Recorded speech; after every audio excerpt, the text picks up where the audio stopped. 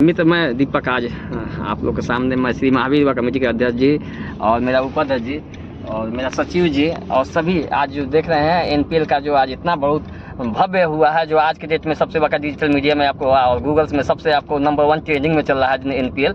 सो आप आईपीएल और बीपीएल के आपको देखिएगा तो बहुत ही रैंकिंग कम हो चुका है। तो एनपीएल बहुत आपको सेकंड फर्स्ट में आप 7 दिन पहले आपको सेकंड रैंकिंग में था, अभी फर्स्ट रैंकिंग में आ चुका है गूगल ट्रेंडिंग में।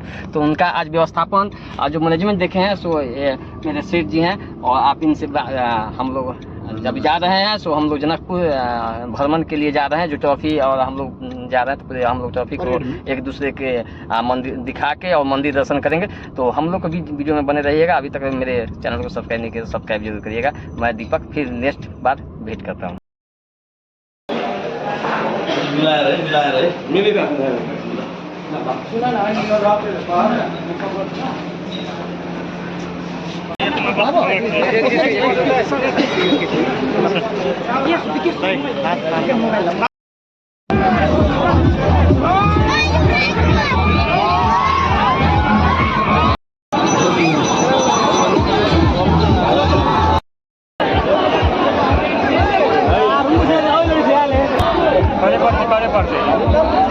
वही गाड़ी जाती कहीं ना, वही गाड़ी जाता है।